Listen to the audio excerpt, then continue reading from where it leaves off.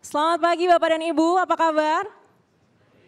Masih semangat ya Bapak Ibu. Dan selamat pagi juga untuk pemirsa CNBC Indonesia. Perkenalkan saya Anaka Wijaya. Saya akan memandu diskusi kita pada kali ini dengan tema Digital Innovation in Finance for Rapid and Sustainable Economic Growth. Boleh minta aplausnya sekali lagi Bapak dan Ibu. Bapak dan Ibu, kalau kita bicara digitalisasi, kita tahu ini seperti pedang bermata dua. Peluangnya banyak, tapi tantangannya juga tidak kalah banyak. Apalagi di sektor jasa keuangan. Harus kita apresiasi pertumbuhan digital payment ini melesat cukup signifikan. Di 2023 melesat, di 2024 melesat, dan di 2025 juga diharapkan masih tumbuh melesat. Bukan begitu Bapak dan Ibu? Baik, dan memang ini adalah sebuah hal yang harus kita apresiasi, tapi jangan lupa Bapak dan Ibu, PR-nya adalah bagaimana kita bisa mengaitkan pertumbuhan ini dengan pertumbuhan ekonomi dan juga keberlanjutan. Apalagi kita tahu targetnya 8%. Dan kita juga punya cita-cita untuk menjadi Indonesia Emas 2045. Nah inilah yang akan kita bahas dalam diskusi kali ini, tentunya dengan narasumber-narasumber yang luar biasa. Untuk itu langsung saja kami undang ke atas panggung. Narasumber yang pertama, Bapak Bambang Brojonegoro, selaku Special Advisor to the President for Economic and National Development. Bambang, Pak Diki, Pak Arman. Baik, sehat dan semangat ya Pak. Baik, sebelum kita membahas lebih jauh, kita akan samakan persepsi terlebih dahulu. Mungkin saya akan ke Pak Bambang Brojonegoro terlebih dahulu. Iya Pak Bambang, kalau kita melihat digitalisasi yang sudah tumbuh pesat di Indonesia, sebenarnya seberapa signifikan sih pertumbuhan ini bisa memberikan kontribusi pada pertumbuhan ekonomi kita? Apalagi kita tahu tantangan di global ini kan sangat-sangat tinggi di 2025 ini. Sedangkan di dalam negeri kita juga tahu daya beli kita juga belum bisa kembali seperti semula. Silakan Pak Bambang. Baik, pertama terima kasih kepada Arta Jasa yang mengundang saya untuk ikut dalam forum ini. Dan tentunya yang terhormat Pak Mirsa dan Bapak Ibu semua, ada Pak Dodi juga. Untuk menjawab pertanyaan Anda, barangkali saya coba menganalisa bagaimana perilaku masyarakat kita ketika transformasi digital itu sudah di depan mata. Ya. Kalau saya perhatikan transformasi masyarakat terhadap digitalisasi dimulai dengan kebiasaan dari sebagian besar dari kita sekarang beralih dari berita yang sifatnya ya koran, majalah yang semua publikasi fisik menjadi online.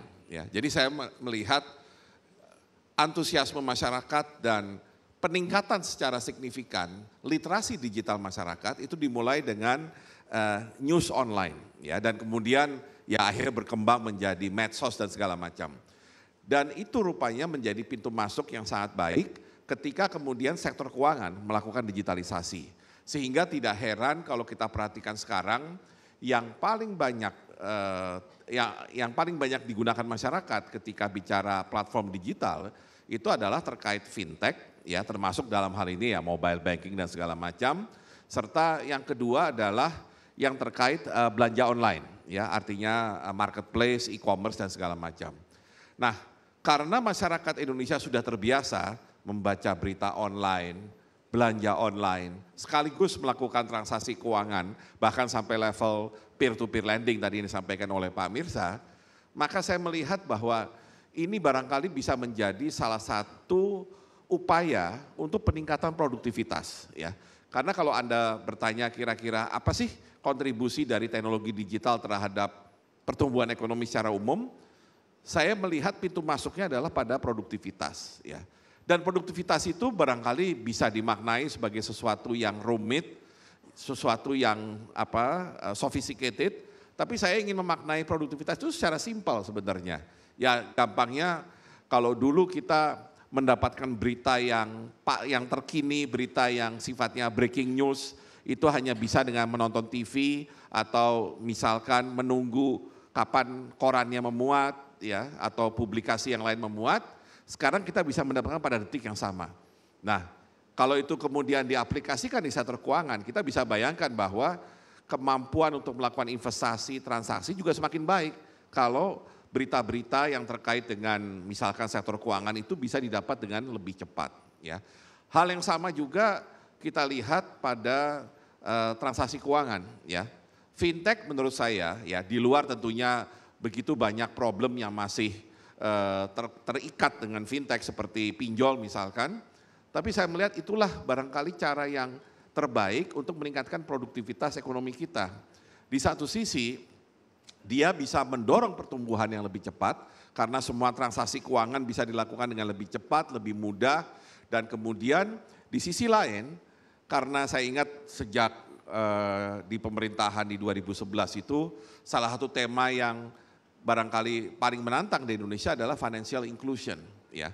Waktu itu kalau di rapat-rapat di pemerintahan itu kita selalu struggling, bagaimana caranya ya meningkatkan financial inclusion. Ternyata alhamdulillah ada fintech. Fintech itu menurut saya adalah cara yang paling cepat untuk meningkatkan inklusivitas dari sektor keuangan itu sendiri.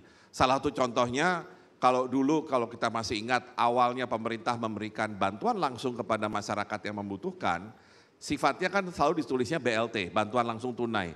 Tunainya dalam pengertian fisik ya, apakah satu keluarga diberikan sejumlah uang untuk periode tertentu dan penyalurannya pun complicated, ada yang lewat kantor pos, ada yang lewat kepala desa dan segala macam. Tapi begitu ada fintech, maka inklusivitas dari ekonomi itu sendiri juga membaik karena pemberian bantuan itu tidak lagi melalui fisik, tapi juga melalui bank account. Dan otomatis para penerima yang tadinya mungkin tidak punya bank account, sekarang mereka dalam tanda petik terpaksa punya, ya, karena mereka tentunya juga ingin mendapatkan manfaat dari yang pemerintah berikan. Ya. Jadi secara umum saya ingin mengatakan bahwa karena tingkat literasi digital kita meningkat pesat sebagai akibat dari mulainya tadi berita online tadi, online news tadi, maka ini kemudian juga mempercepat akselerasi dari literasi digital di bidang keuangan dan tentunya di bidang transaksi perdagangan atau retail. Ya. Nah, tadi terkait dengan yang Anda katakan masalah kelas menengah, ya, memang ini isunya adalah lebih kepada sisi penerimaan dan juga ini terkait dengan COVID. Ya. Jadi meskipun COVID itu barangkali buat kita sudah kayak distant memory karena sudah 2 tahun lewat, tapi dampaknya sebenarnya belum tuntas benar gitu ya, karena masih banyak rumah tangga yang barangkali income-nya tergerus atau bidang usahanya hilang karena akibat COVID dan mereka terlambat dalam melakukan recovery. Tapi saya tetap percaya bahwa kalau kita menggunakan instrumen digital ini dengan baik, maka perbaikan kelas menengah ini bisa dilakukan dengan yang lebih cepat. Ya. Dan saya kebetulan sebagai komisaris utama di Telkom juga melihat dampak daya beli Anda sampaikan itu memang terasa, ya, artinya pada konsumsi data yang dilakukan oleh konsumen ya terhadap provider, ya, demikian juga konsumsi terkait dengan internet misalkan. Tapi menurut saya itu adalah sesuatu yang harus diselesaikan secara menyeluruh. Ya, tidak cukup hanya dengan mengedepankan teknologi digital, tapi teknologi digital lah yang bisa menjadi enabler untuk kita bisa menyelesaikan sebagian masalah perekonomian dan utamanya kembali lagi kita harus angkat pada peran dari teknologi digital sebagai instrumen untuk meningkatkan produktivitas. Ya, jadi kata kuncinya adalah sejauh kita bisa mengaitkan teknologi digital dengan peningkatan produktivitas secara umum, maka kontribusinya terhadap perekonomian sektor real akan makin jelas. Baik, kata kuncinya adalah peningkatan produktivitas dari Pak Bambang. Saya akan beralih ke Pak Diki. Pak Diki, kalau dari Bank Indonesia sendiri, seperti apa evaluasi untuk transformasi digital yang sudah terjadi di Indonesia? Ya, terima kasih Mbak Ana. Sebelumnya saya mengucapkan ulang tahun dulu untuk Arta Jasa. 25 tahun waktu yang tidak sedikit, tentu pengalaman Arta Jasa sangat banyak untuk nanti kita sama-sama sinergi ya Pak. Saya juga mengucapkan salam hormat kepada senior-senior saya, ini ada Pak Mirza, Nah, Bang WD, ada Pak DWW, Pak Dodi, ada Pak Halim, ada Pak Ronald, Pak Santoso, bapak-bapak semua. Jadi Bank Indonesia kalau dilihat secara langsung kontribusi yang sekarang ini kita harapkan bisa berkontribusi lebih besar lagi, terutama untuk mendukung Astacita, growth kita pengen 8%,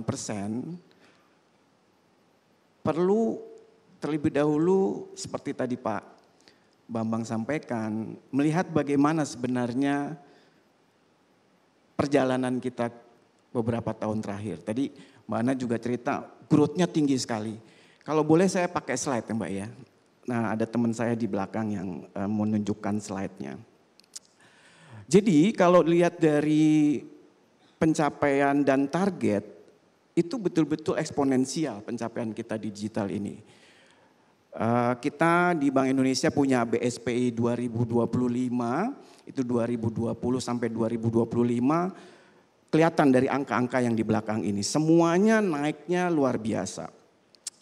Mulai dari transaksi di BI Fast, kemudian kita lihat juga bagaimana KRIS, kemudian juga memfasilitasi terkait dengan e-commerce. Ini semua angkanya bisa dikatakan sesuatu yang berbeda dari perjalanan kita sebelumnya, terutama dalam transaksi sistem pembayaran. Tadi Pak Bambang juga sebutkan yang penting adalah produktivitas. Kami setidaknya melihat data 10% kenaikan productivity kita karena kontribusi dari transaksi digital. Dan ini sebagian tadi mana Mbak Ana juga sampaikan, 2025 kita punya optimisme. Ini masih akan tumbuh terus. Gitu ya, itu kita lihat mobile and digital banking bisa kurang lebih tumbuh di 50-an% tahun depan. Karena semuanya preferensi masyarakat bergeser ke sini nih. Nanti Pak Arman mungkin akan menyampaikan. Kris kita tadi Pak Mirza juga sampaikan tumbuhnya 170-an%. Kemudian BI Fast dan BI RTGS memfasilitasi semua transaksi ini tumbuhnya tinggi. Tapi apakah kita akan berhenti sampai di situ? Nah, itu tadi pertanyaan kontribusinya seperti apa. Kami di Bank Indonesia punya optimisme bahwa kontribusinya akan terus berlanjut. Namun tadi Mbak Ana juga sampaikan kita perlu seimbangkan dengan kehati-hatian. Dengan hal-hal yang sifatnya lebih aman dan bisa memberikan perlindungan konsumen yang lebih baik. Pak Mirza tadi sampaikan kita di otoritas kolaborasi, sinergi, semua pihak. Tadi Pak Mirza membangun Satgas Pasti, kemudian ada anti-scam center. Kita semua hand in hand untuk menyemakan itu semua. Kalau boleh kami ke slide berikutnya. Ini inisiatif yang akan dilakukan oleh Bank Indonesia. Jadi kalau melihat transaksi digital, kita sudah pasti harus rely pada teknologi. Nggak mungkin kita konvensional lagi. Bagaimana caranya kita memanfaatkan teknologi ketika semua transaksinya cepat, real time, kemudian size-nya besar. Kalau rely pada hal-hal yang konvensional, ketinggalan. Pak Santoso di ASPI itu selalu mengembangkan banyak pendekatan-pendekatan baru. Saya menyampaikan setidaknya 3 hal yang penting di sini dari semua inisiatif yang ada. Yang pertama, kami di Bank Indonesia sebagai penyelenggara sistem pembayaran itu harus menguatkan infrastruktur. Salah satu inisiatif infrastruktur yang dikaitkan dengan keamanan, kehandalan dan perlindungan konsumen itu data Bapak Ibu sekalian. Tanpa data, apa-apa yang menjadi kekuatan digital menjadi mubazir. Tapi mendapatkan data yang bisa punya economic meaning, yang mempunyai integritas, itu bukan perkara gampang. kita harus standarisasi dulu data kita supaya bunyi. Nah ini challenge-nya. Ketika kita punya database di satu bank, kemudian database mungkin di fintech, ada lagi database di mungkin e-commerce. Kalau kemudian ini menggunakan standar yang bermacam-macam, proses untuk mendapatkan economic value-nya itu menjadi terbatas.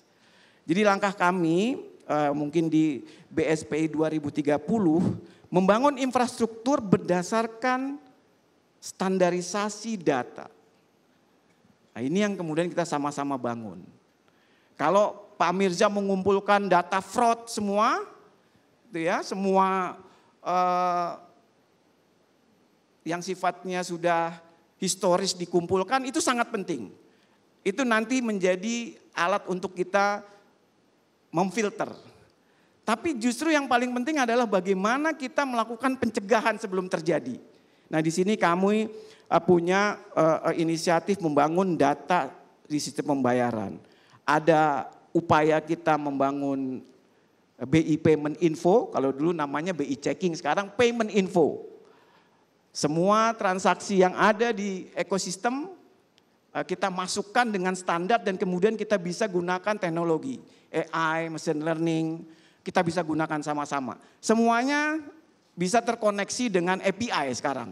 Nanti anti-scam center menjadi sumber data, dari ASPI jadi sumber data, dari database Bapak Ibu semua kita bisa tarik, capturing. Untuk kemudian mendapatkan sebuah integrated system. Terutama untuk memonitor transaksi. Nah, tentu kalau dengan data yang sudah distandarisasi, kita gampang cari economic meaning-nya. Mau lihat sektoral, mau lihat spasial, mau lihat berdasarkan generasi. Kalau standarnya ada, kita bisa pakai. Itu inisiatif yang pertama. Yang kedua, industri sendiri harus melakukan penguatan. Mohon maaf kalau di sistem keuangan kita terbiasa sebenarnya semuanya harus di-structure Bapak Ibu sekalian. Nggak bisa, meskipun bisa terintegrasi, semuanya pada satu level playing field itu sulit. Karena kondisi dari pelaku sistem keuangan juga berbeda-beda. Pak Mirza di perbankan ada KBMI gitu ya. Kita di sistem pembayaran juga ada klasifikasi, ada izin. Nah ini kemudian kita harus ikuti strukturnya sesuai dengan bagaimana ketahanan dari masing-masing pelaku. Nah, kami di Bank Indonesia arahnya di industri akan menata kepesertaannya di setiap infrastruktur sesuai dengan ukuran-ukurannya. Kami menyebutnya TICMI. TICMI itu singkatan seperti kalau di perbankan itu namanya dulu camels gitu ya. Kalau TICMI adalah transaksi interkoneksi. Kita ukur berapa besar transaksi dan interkoneksi. Ya Pak Mirza, terima kasih banyak Pak. Kemudian untuk ketahanannya kita ukur dengan KMI. Kita lihat dari sisi kompetensinya, kemudian manajemen resikonya, dan infrastruktur teknologinya. KMI ini yang menjadi ukuran ketahanan Bapak Ibu sekalian pada waktunya. Kami akan juga lakukan assessment terhadap tadi struktur yang ada pada industri. Tidak bisa rasanya kita samakan kalau semuanya sudah terintegrated. Kita samakan, mohon maaf, mungkin ada BCA, ada Bank Mandiri, KBRI 4, dan kemudian nanti terintegrasi dengan, mohon maaf, koperasi atau kemudian BPR. Semuanya bisa tersambung, namun strukturnya yang kemudian kita harus atur. Dari sana kita bisa yakini ketahanannya. Nah ini yang kemudian Pak Bambang juga sampaikan. Inklusinya harus dapat sampai ke remote area. Tapi ketahanannya ini kita harus jaga. Tanpa structure sulit. Nah ini inisiatif kedua yang mungkin secara umum ada di BSPI 2030. Kemudian mendorong inovasi. Ini juga inisiatif inovasinya domestik maupun internasional Bapak Ibu sekalian. Karena kita perlu membuka potensi ekonomi kita melalui digital dan potensinya sangat besar. 5 tahun terakhir pertumbuhannya impresif. Harusnya 5 tahun ke depan bisa lebih baik. Ini penting sekali inovasi Mbak. Kami dalam waktu dekat bekerja sama dengan semua di sini, pelaku Pak Santoso akan mengeluarkan Kris Step. Ini one of a kind. Tidak banyak negara yang mempunyai kemampuan menggunakan krisnya dengan model step, model contactless. Kalau kartu sudah banyak, tapi kris yang contactless ini tidak banyak. Dan ini tentunya akan sangat mempengaruhi preferensi masyarakat, persepsi terhadap kris itu sendiri. Kalau sekarang kris itu sudah jadi leverage untuk pembayaran karena semuanya sudah bisa mendorong transaksinya dengan kris sampai ke level, mohon maaf, usaha mikro. Sekarang kita juga sasar kepada perkotaan, yaitu untuk sektor transportasi dan layanan umum. Layanan umum bisa rumah sakit, universitas, ini kita bisa fasilitasi dengan tap. Kenapa perlu tap? Karena kalau di transportasi nggak bisa nunggu lama. Kalau model kris biasa, dia harus banyak yang di tick harus dipencet gitu ya. Tapi kalau kris tap itu begitu sudah dibuka QR-nya, QR code-nya, kris itu tinggal tempel. Readernya yang kemudian mengumpulkan semua. Nah ini leverage-nya untuk transaksi di digital ini besar sekali Mbak. Nah ini kami harapkan dukungan dari Bapak Ibu semua di PJP terutama bagaimana kita memastikan tadi keamanan, kehandalan dan juga perlindungan konsumennya. Ini mungkin yang bisa kami sampaikan di sesi pertama ini ya, dukungan Bank Indonesia dan itu semua kita yakini akan bisa mendorong tadi seperti Pak Bambang bilang total productivity, kemudian juga inklusif dan yang terakhir kami melihat bahwa sebenarnya potensi ekonomi di banyak daerah ini bisa kita unlock, kita bisa buka potensinya dengan digitalisasi. Terima kasih. Luar biasa, boleh minta tepuk tangannya Bapak dan Ibu? Memang kalau bicara infrastruktur pembayaran digital ini patut kita banggakan ya. Karena ternyata yang ada di Indonesia ini tidak kalah dari negara-negara maju ya Pak. Baik langsung saja kita beralih ke Pak Arman. Pak Arman, kalau tadi kita melihat data-data yang disampaikan oleh Pak Diki begitu ya, apakah ini sudah sesuai dengan ekspektasi Bapak? Dan apakah di 2025 ini menurut Bapak ini akan melesat lebih tinggi lagi daripada yang diproyeksikan oleh Bank Indonesia? Dan inovasi apa yang mungkin sudah dilakukan juga oleh Arta Jasa untuk transformasi digital ini? Terima kasih Mbak Neke, Pak Bambang, Pak Diki dan juga semuanya. Jadi mengutip yang disampaikan Pak Bambang Brojo tadi adalah bahwa financial inclusion itu merupakan basis dari digitalisasi keuangan. Itu memang ada di BSPI-nya yang disampaikan oleh Pak Diki. Jadi tujuan dari BSPI adalah membuat financial inclusion digitalisasi lebih cepat lagi Mbak Neke. Nah mengenai yang disampaikan Pak Diki dari ada beberapa inisiatif 3 tadi ya. Pertama adalah inovasi dari produk itu memang merupakan target bukan hanya Arta Jasa tapi semua pemain PJP, PIP, fintech, bank pasti akan membuat inovasi yang lebih bervariasi lagi sehingga digitalisasi ini dapat sampai ke masyarakat. Kalau digitalisasi tanpa dibentuk, digitalisasi hanya jadi slogan, tidak dibentuk dalam bentuk produk yang bisa dicerna oleh masyarakat, nanti akhirnya nggak akan kepake juga. Jadi inovasi yang berfokus kepada pelanggan dalam bentuk end-to-end solution ataupun customer experience. Yang kedua, lonjakan transaksi tadi peningkat kris dari 5,4 menjadi 6,5 juta di BSPI itu 6,5 juta di tahun 2005 transaksi. Itu 5,4 miliar ya, 5,4 miliar menjadi 6,5 miliar transaksi itu memerlukan apalagi kapasitas 170% berarti memerlukan kapasitas yang lebih besar lagi.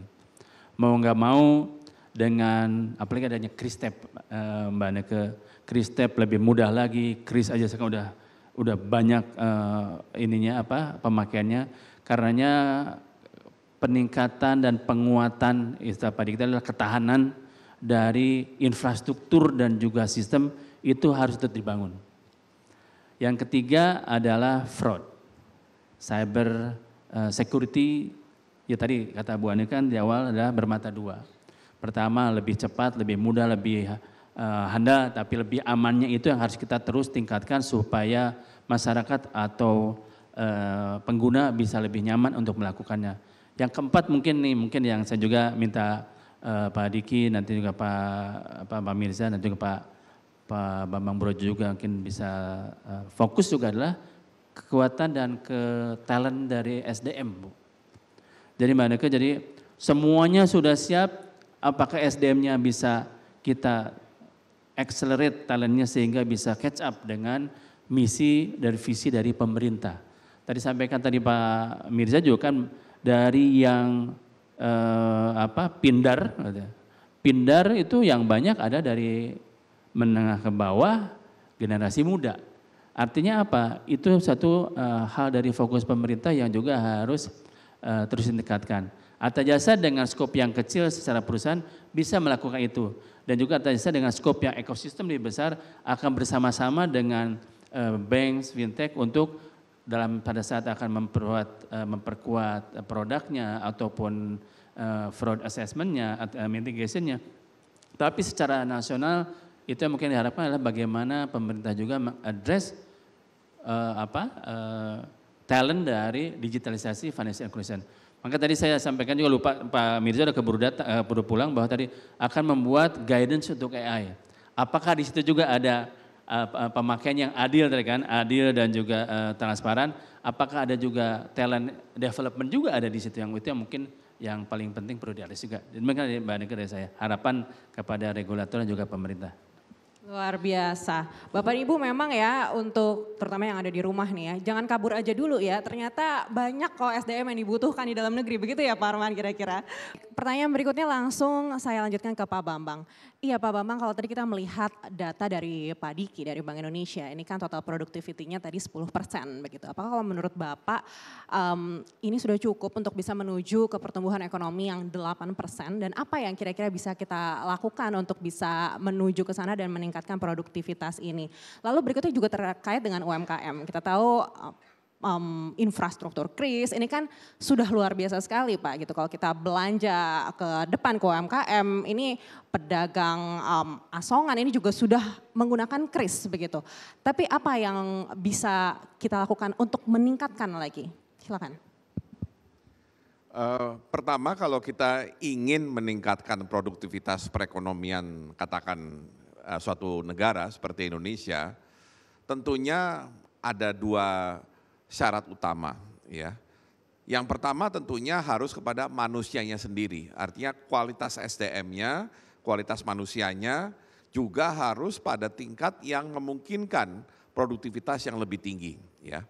Itu yang tentunya kalau kita membandingkan ya antara beberapa negara Asia khususnya yang selalu jadi perbincangan di dunia itu adalah bagaimana Korea Selatan bisa begitu cepat berubah dari negara yang waktu tahun 60-an sama-sama terkategori negara termiskin di Asia, ya negara miskin lah di Asia bersama dengan Indonesia, tetapi pada tahun katakan 1990-an mereka sudah jadi negara maju, sedangkan Indonesia baru masuk kategori negara kelas menengah. Mungkin banyak faktor ya, misalkan faktor bahwa Indonesia jumlah penduduknya lebih banyak daripada Korea. Tapi satu hal yang kita lupakan adalah Korea itu tidak punya sumber daya alam. Indonesia sumber daya alamnya berlimpah. Tapi kenapa Korea yang bisa cepat, Indonesia yang masih lambat? Salah satunya adalah karena sumber daya manusia kita itu kalah jauh produktivitasnya dibandingkan yang Korea. Dan yang pertanyaannya kenapa Korea begitu cepat peningkatan produktivitasnya? Dalam tanda petik karena ada keterpaksaan. Mereka nggak punya sumber daya alam, mereka hanya tahu bahwa resources yang ada itu adalah manusia.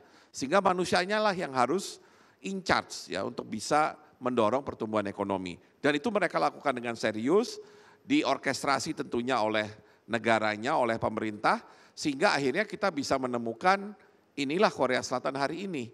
Negara yang kualitas sumber daya manusianya begitu tinggi dan mereka malah menjadi leading di dalam bidang teknologi termasuk teknologi digital.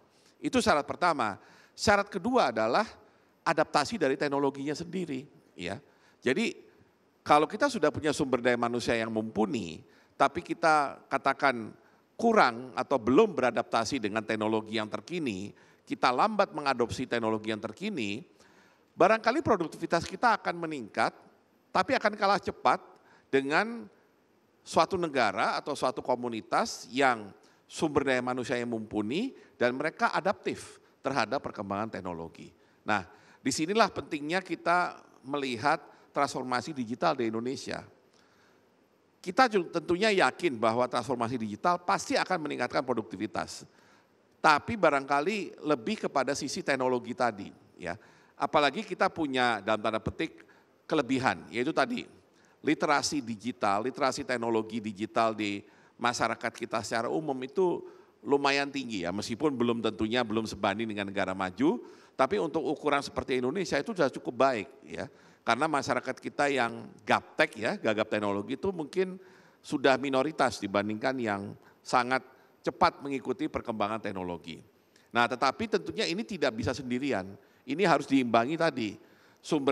Peningkatan sumber daya manusia ini harus dilakukan secara terus-menerus dan perlu percepatan juga. Ya, apalagi kalau kita berambisi ingin perekonomian itu pertumbuhan ekonomi bisa naik di atas rata-rata 5%. Nah, terkait dengan teknologi yang ingin saya tekankan adalah kita tidak cukup hanya dengan beradaptasi saja.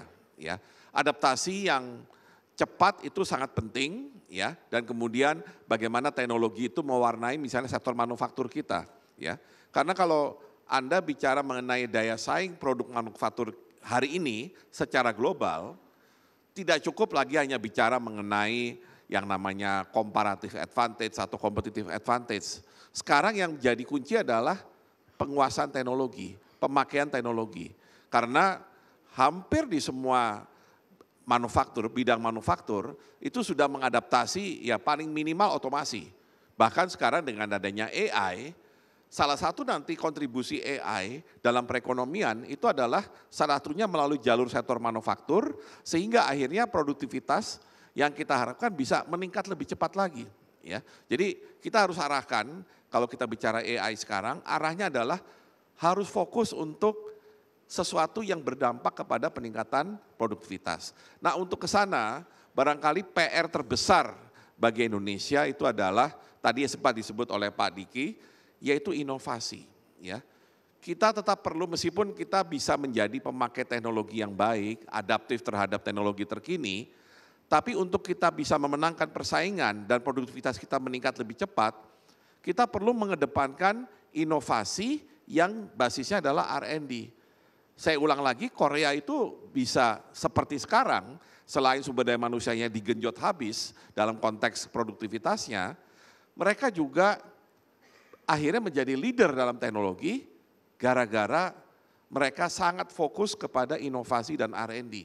Jadi teknologi digital itu istilahnya mereka nggak mau hanya sekedar pemakai atau market yang baik, mereka ingin jadi the leader. Dan the leader itu harus muncul dari inovasi dan R&D. Hari ini Korea Selatan adalah negara dengan rasio expenditure untuk GDP, expenditure R&D terhadap GDP paling besar di dunia. Kira-kira hampir 5%. Indonesia sebagai bandingan 0,3%. Ya, itu yang membedakan kenapa meskipun literasi teknologi digital di kita mungkin makin baik, tapi dalam segi produktivitas kita masih ketinggalan. Inovasi yang berbasis R&D, begitu ya Pak Bambang, luar biasa. Kita akan beralih ke Pak Diki. Pak Diki, dari Bank Indonesia sendiri, target-target seperti apa yang mungkin bisa mendukung yang tadi Pak Bambang sampaikan, inovasi dan juga kemajuan R&D kita, begitu. Apalagi tadi disampaikan oleh Pak Bambang, kita masih rendah sekali 0,3% dari PDB, begitu. Dan lalu untuk pelaku industri sistem pembayaran, apa yang diharapkan Bank Indonesia dalam waktu dekat?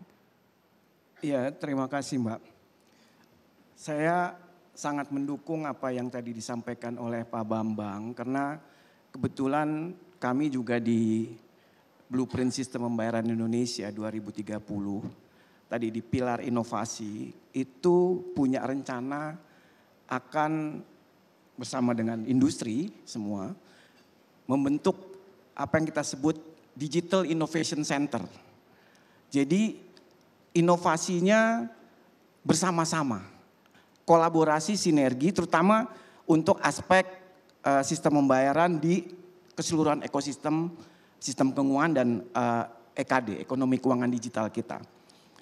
Di BI Digital Innovation Center atau katakan nanti ini punyanya Indonesia Innovation Center, kami membayangkan apa-apa yang tadi menjadi use case untuk mendukung pertumbuhan ekonomi Indonesia. Sekarang kita punya target 8%, itu kita bisa petakan dan kita cari terobosan-terobosannya bersama. Dan nanti dibantu Pak Bambang juga pasti berbasiskan research and development ya Pak ya. Nanti pasti dibantu Pak Bambang dari ADB. Kalau sudah kita bisa sama-sama, kita meyakini bahwa inovasinya inovasi yang langsung applicable, langsung bisa membuka potensi ekonomi yang mungkin selama ini belum terlihat. Sebagaimana tadi Pak Bambang sampaikan, Korea mereka inovasinya sangat cepat dan berbasis talent, berbasis R&D. Nah kita tentunya harus belajar dari proses itu bahwa inovasi ini harus betul-betul bisa berdasarkan research yang nantinya bisa langsung diaplikasikan. Bukan hal-hal yang sifatnya hanya mohon maaf ada di dunia akademis saja, tapi bagaimana bisa applicable. Ini yang mungkin kami bayangkan sebagaimana tadi Pak Bambang sampaikan. Yang kedua Bapak Ibu sekalian, kalau boleh kami juga pakai slide berikutnya yang kami punya di sini. Kebijakannya harus bisa relevan dengan kondisi yang dihadapi. Jadi kami punya slide di sini no one size fits all berdasarkan pemetaan. Jadi kami belajar dari Pak Ronald, Pak Halim gitu ya, bagaimana memetakan Indonesia. Selama ini kita heavy kepada sistem pembayaran tunai. Tapi sejak ada digital, kita petakan Indonesia. Mana yang sudah infrastrukturnya baik dan masyarakatnya sudah relatif tadi seperti Pak Bambang sampaikan, literasinya baik. Nah ini tentunya pendekatan kebijakannya, pengembangannya berbeda dengan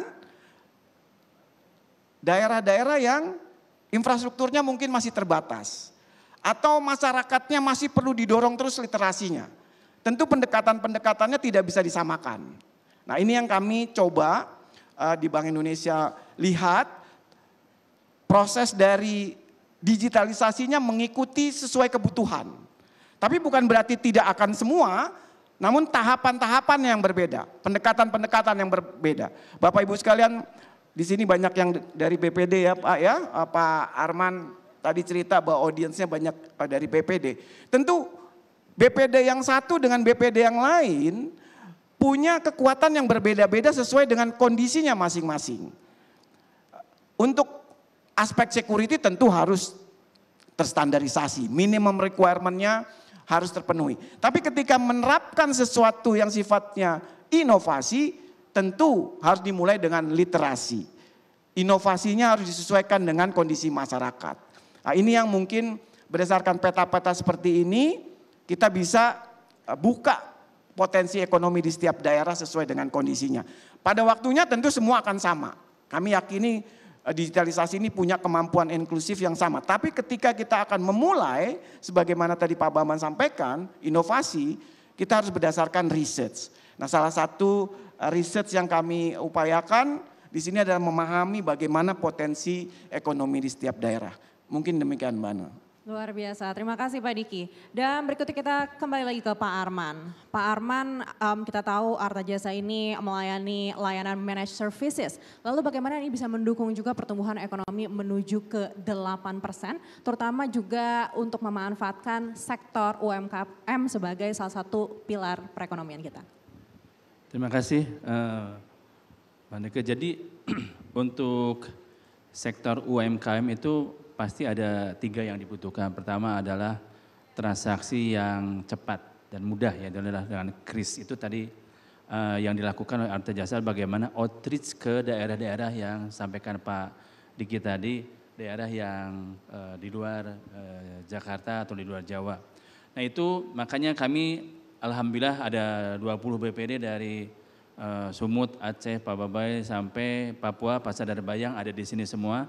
Bali, Kaltim Tara, Kaltim Sel, Sulut Go ada semua di sini. Jadi bisa mendengar langsung tadi arahan Pak Diki dan Pak Bambang Brojo bahwa inklusivitas keuangan, financial inclusion itu bisa harus mengadres semua area, bukan hanya daerah yang selama ini kita lihat, oh semuanya punya, padahal kita perlu kris sampai yang ke pelosok.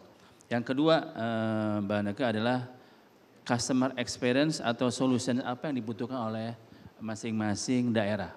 Tiap-tiap BPD saya setuju berbeda Pak, Bank DKI dengan Sulut Go akan berbeda kebutuhannya. Nah, itu yang akan kita buat, contohnya kami membantu nanti akan ada launching juga membuat bagaimana BPD, 2 BPD di Kalimantan dan Sulawesi itu memiliki kartu kredit dengan semuanya kita lakukan managed service dengan akses ke Master, Visa dan JCB dan juga Amex. Jadi kita yang membuat, yang meng-create mereka bisa dapat kartu kredit, bisa membuat kartu debit dengan personnya mereka.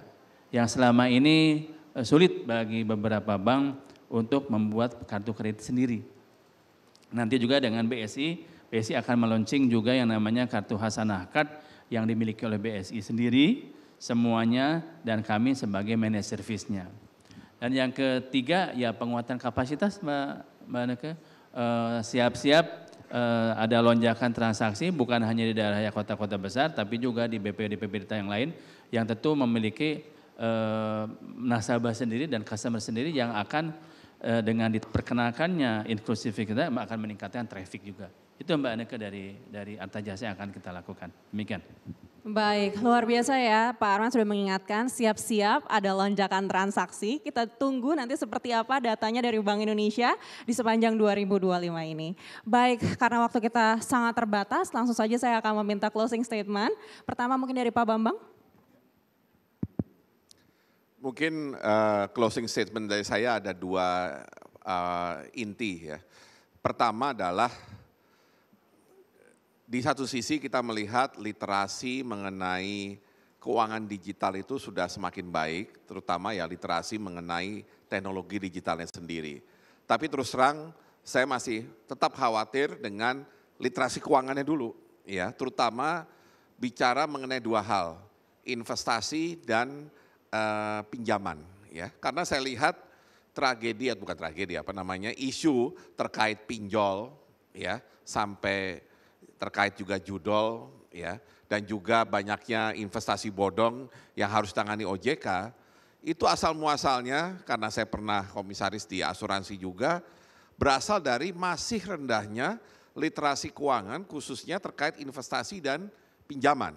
Ya. Jadi kalau investasi itu ya mungkin karena kebanyakan tidak pernah belajar secara intens ya mengenai basic dari ekonomi atau bisnis, sehingga menganggap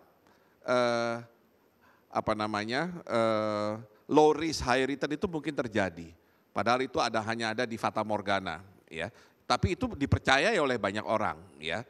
Kemudian soal pinjaman banyak yang menganggap bahwa ya kalau dikasih uang pinjaman tuh kayak hibah, ya. Jadi seolah-olah nggak perlu dikembalikan, ya. Sehingga itu juga memicu berbagai sektor keuangan. Jadi itu hal pertama yang saya tekankan.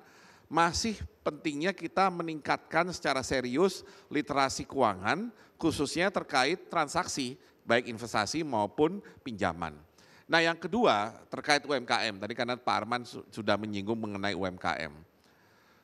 Kita tentunya ingin dalam konteks kita ingin jadi negara maju dan segala macam, kita kembali lagi lihat contoh di Korea dan Jepang, negara Asia yang sukses keluar dari jebakan pendapatan kelas menengah, ya. Memang orang mengatakan, oh Korea, Jepang kan besar karena ada konglomerat-konglomerat yang memang kelas dunia. Betul.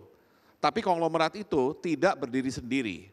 Yang justru membuat ekonomi Jepang dan Korea itu solid sehingga mereka bisa keluar dari middle income trap, itu adalah peranan dari UKM mereka, SME mereka, small and medium enterprise. Di mana small medium enterprise itu bisa menjadi bagian dari supply chain si konglomerat. Jadi konglomeratnya bisa main di pasar global, UMKM-nya yang menjadi backbone dia di domestik. Nah, kenapa saya angkat UMKM ini? Karena kita harus menekankan di Indonesia bahwa pembinaan UMKM adalah supaya mereka naik kelas. Dari industri rumahan jadi mikro, yang mikro jadi kecil, yang kecil jadi menengah. Ya, tujuan akhirnya adalah memperbanyak pengusaha atau industri kelas menengah. Nah, pertanyaannya, bagaimana cara untuk memastikan ada kenaikan kelas ini? Ya, nah, satu cara adalah transformasi digital. Jadi digitalisasi UMKM itu jangan hanya sekedar terbatas kepada seremonial bahwa UMKM warung-warung sekarang ya sudah pakai QRIS dan segala macam, itu bagus. Tapi yang lebih penting adalah bagaimana mereka mengadaptasi teknologi digital dalam operasi si UMKM itu sendiri, ya, sehingga akhirnya tidak hanya sistem pembayaran yang digital, tapi sistem manajemen internalnya, sistem pembukuannya dan segala macam itu digital, sehingga mereka ada kemungkinan untuk naik kelas. Ya, jangan harapkan mereka naik kelas kalau mereka tidak pernah tersentuh teknologi digital secara menyeluruh. Ya, jadi itu kuncinya. Jadi itu dua pesan yang barangkali ingin saya sampaikan ya kepada para pelaku dalam industri digital, bahwa nomor satu, literasi keuangan khususnya investasi dan pinjaman itu harus terus diperbaiki, dan yang kedua, agar UMKM naik kelas tidak ada cara lain kecuali transformasi digital dari pelaku UMKM itu sendiri. Baik, berikutnya silakan Pak Diki. Ya. Saya punya 3 hal sebagai closing statement yang mungkin perlu mendapat perhatian kita semua, karena Bapak Ibu sekalian kan PJP juga pelaku. Yang pertama, data. Sebagaimana saya sampaikan, Snap ISO 20022 ke depan itu sebuah persyaratan yang harus kita siapkan sejak sekarang. Kalau enggak kita susah untuk bisa menjaga integritas di sistem kita dan tadi seperti Pak Bambang sampaikan, mengelola perekonomian secara keseluruhan. Jadi Bapak Ibu sekalian harus siap. Nanti ketika kami memohon Bapak Ibu sekalian menstandarisasi format datanya mengikuti sebuah standar, mohon dapat disiapkan. Itu yang pertama. Yang kedua, yang kita perlu lakukan saat ini adalah sinergi dan kolaborasi. Pak Bambang sampaikan bagaimana UMKM harus kita dorong, kemudian kita juga memberikan literasi, tidak bisa hanya diserahkan kepada satu pihak. Bapak Ibu sekalian mengembangkan bisnis di digital ini perlu diikuti dengan tanggung jawab sosial. Sinergi kolaborasi termasuk literasi tadi. Bagaimana kita memberikan pemahaman-pemahaman yang minimum lah mereka mampu sebagaimana tadi Pak Bambang sampaikan. Itu penting sekali. Itu ya Bapak Ibu sekalian, jadi mohon sinergi kolaborasi ketika kita melakukan literasi. Contohnya yang mungkin saat ini kami dorong di Bank Indonesia itu tentang literasi KRIS misalnya, atau kemudian tentang cyber security. Nah, Bapak Ibu sekalian tentunya juga harus menyampaikan hal-hal ini bersama-sama. Kami bikin program dengan seluruh kantor-kantor kami di seluruh daerah dan tentunya butuh sinergi dan kolaborasi bersama-sama. Terakhir Bapak Ibu sekalian, yang penting untuk kita pahami juga terkait dengan sistem pembayaran kita adalah bagaimana kita melakukan inovasi bersama-sama, tadi sinergi kolaborasi yang menjawab kebutuhan perekonomian kita secara real. Satu, Bapak Ibu sekalian sudah akan diperkenalkan dengan KRIS Tap. KRIS tanpa pindai, contactless. Tapi masih ada hal lagi yang perlu Bapak Ibu lakukan untuk bisa mendorong inovasi ini. Yaitu melihat bagaimana kondisi perekonomian yang ada di tempat ibu bapak sekalian fit dengan inovasi yang akan dikembangkan oleh masing-masing pelaku ekonomi. Sebagai contoh Bapak Ibu sekalian, kalau di daerah mungkin TP2DD bersama pemerintah daerah, melayani pemerintah daerah. Kemudian inovasi untuk melakukan seperti Pak Bambang tadi menyampaikan hal-hal yang sifatnya basic dalam proses penggunaan mobile banking yang bertanggung jawab. Menggunakan BI Fast atau menggunakan juga hal-hal yang simple. Sekarang ini apps-nya dari Dana, GoPay, OVO yang mungkin banyak digunakan oleh masyarakat kelas menengah bawah yang belum tersentuh oleh perbankan. Nah ini yang kemudian harus juga diperkenalkan kepada masyarakat. Jadi 3 hal tersebut yang bisa saya sampaikan tanpa sinergi kolaborasi dari Bapak Ibu sekalian berat untuk kita tadi memetik manfaat untuk mendukung pertumbuhan yang sifatnya bisa sustain sebagaimana judul dari acara kita. Terima kasih Mbak No. Baik, terakhir untuk Pak Arman silakan closing statement dari Anda. Oh, apa ya udah semua oleh Pak Bambang sama Pak Diki. Ya mungkin saya setuju dengan Pak Bambang dan Pak Diki bahwa pertama untuk transformasi digital itu memang harus satu talenta development, yang kedua adalah sinergi. Kita grow bersama, ada PJP-nya Pak, ada digital bank, ada Bank Nobu, Bank Alo Bank, ada juga ada Krombank dan juga ada bank yang konvensional Pak ya, dari kayak CIMB, BRI dan semuanya, dan juga fintech, ada OVO, GoPay, dan juga ada BPD, ada wallet, semuanya Pak di sini Pak. Jadi ini yang harus bersama-sama untuk melakukan transformasi digital. Saya sampaikan lagi tadi Pak di speech saya Pak, this market is too big to swallow by ourselves Pak. Jadi harus bersama-sama supaya efektif. Itu yang mungkin akan demikian saya sampaikan Pak sebagai pelaku.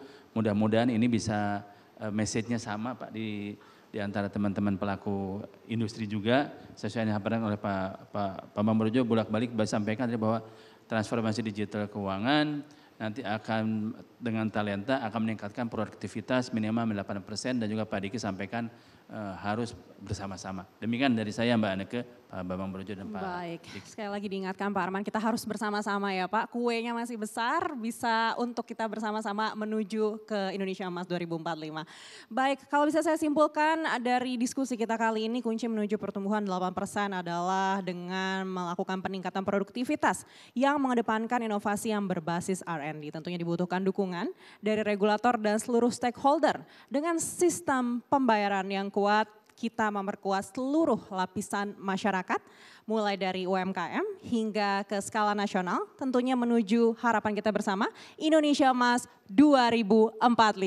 Sekali lagi saya ucapkan terima kasih kepada Bapak Bambang Brojonegoro, Special Advisor to the President for Economic and National Development, Bapak Diki Kartikoyono, Assistant Governor Head of Payment System Policy Department of Bank Indonesia, dan juga tentunya Bapak Arman Hermawan, Direktur Utama Arta Jasa. Kita berikan tepukan yang meriah sekali lagi untuk narasumber kita kali ini.